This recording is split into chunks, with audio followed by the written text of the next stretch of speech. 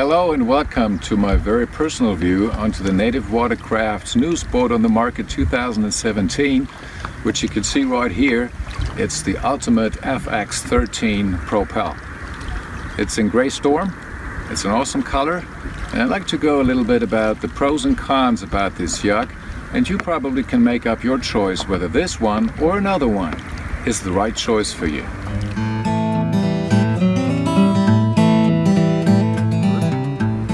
So this yacht, the Ultimate FX13, is a typical sit-in style kayak. It is completely different than the other ones that you probably know, like the Slayer 13, which is a classic sit-on top kayak. And the big difference is here, it's an open boat, but you have to know that water that gets in the boat stays there until you get action to get the water out.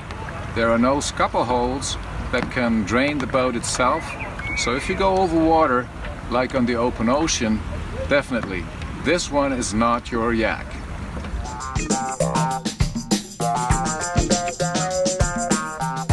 Now I bought this yak out of the catalog.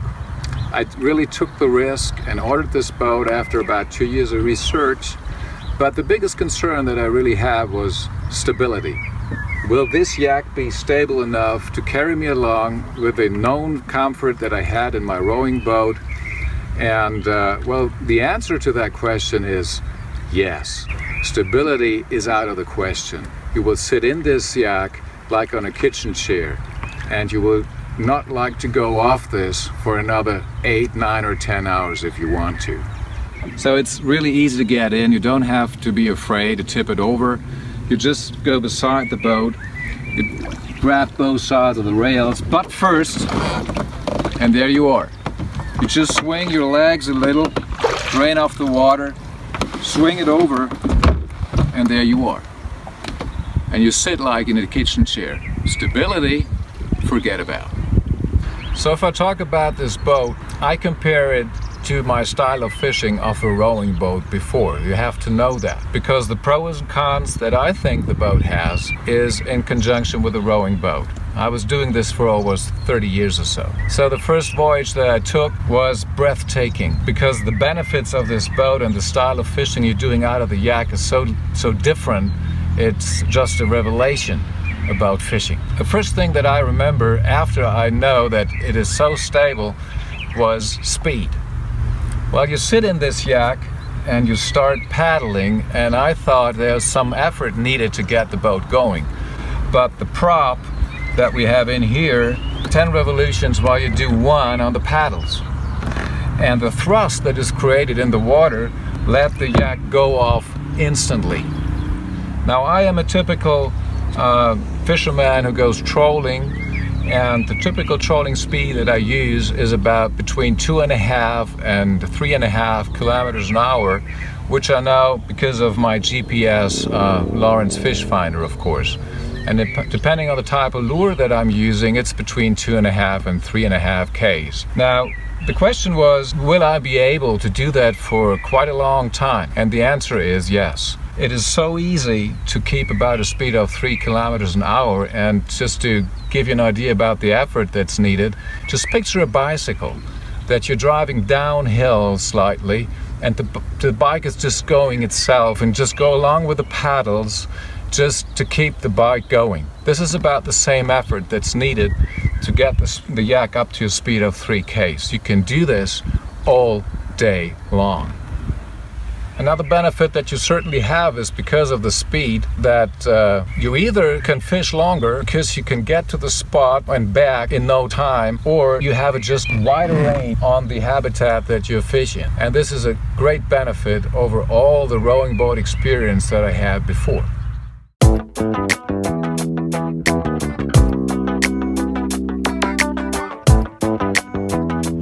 But another benefit that I saw while being on the water is, and this is incredible guys, that you sit in this yak so easily while trolling and fishing, and you have your hands free. And this is something, you know, that is a kind of revelation to me, because you can picture yourself if you're trolling while fishing and your spouse calls, you have phone here and say yes honey and so on, you can do this.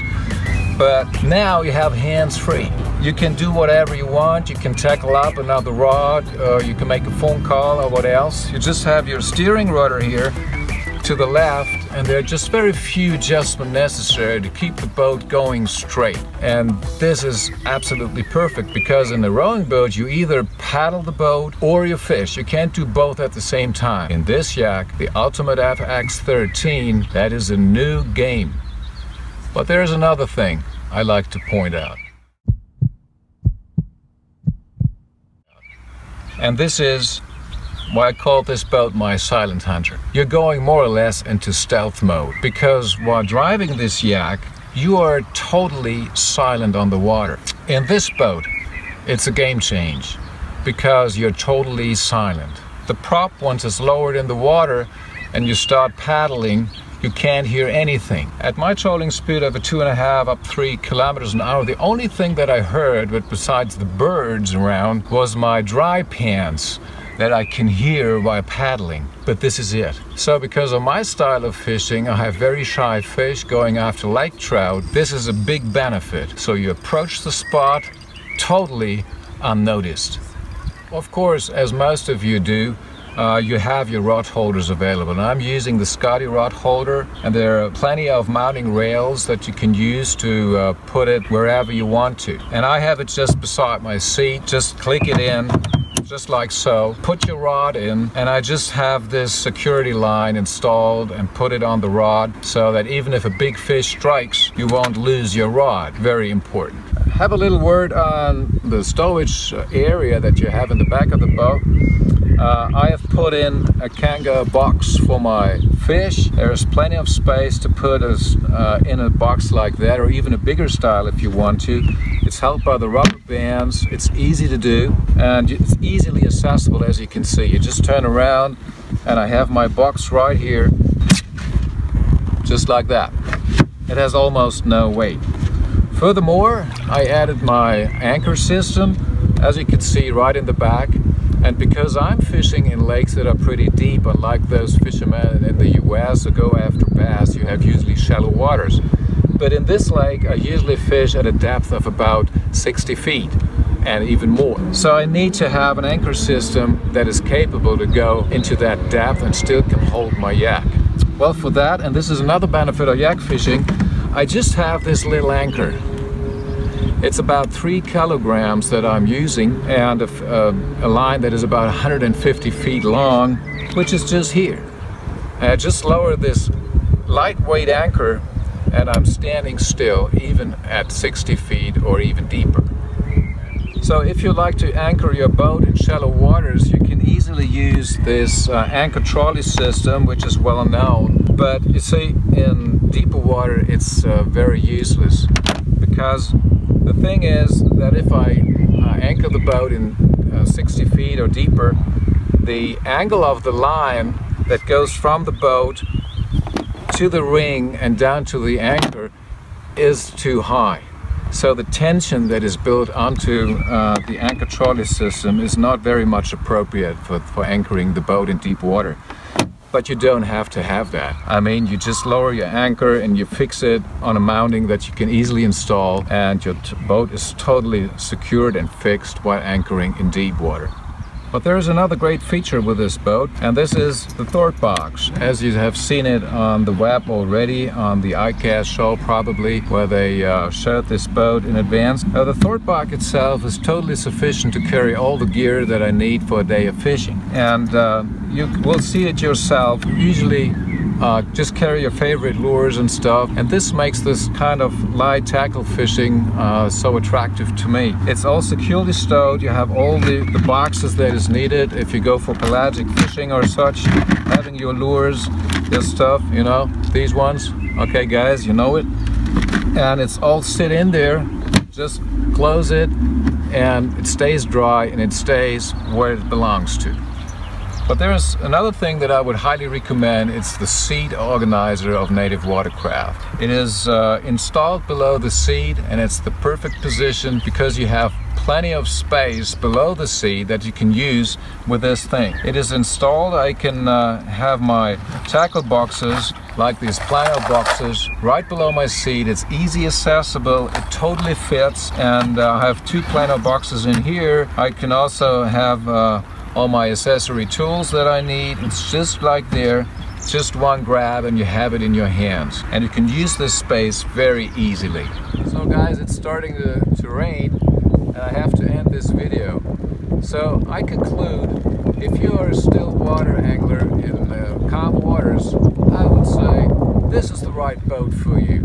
A sit-in style kayak, fast, it's silent, it's comfortable, and if you make up your choice whether this one or another one will be the right one for you, I personally would say this is the style of kayak that I was asking.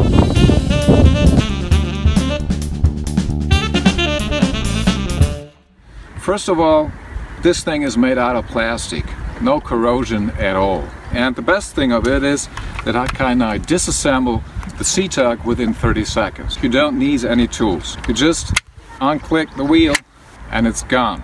Furthermore, even these ones, you just go like this and you have it done in 30 seconds. And I can stow the C-tuck on my yak and it's out of the way. You don't have to leave it on the banks. So there are some landing gear offers on the web to bring your yak on the shore and down to the water, but I decided for the C-tuck because it has the benefit that I can stall this landing gear very easily while the yak is in the water. If you have wheels filled with air, it might be difficult to get them under the water and fixed properly so you can drag it out. So how easy it is to just fit the undercarriage in the water, I show you how it's done. You just take the straps, just like so, and you swing the C-tuck from the back of your boat. And because it has wheels that are not filled with air, it will sink. And you just go with your yak over the C-tuck, fix it onto the bottom, fix the strap, drag the straps firm, and it's all set. All you have to do now is take your yak and drag it on shore.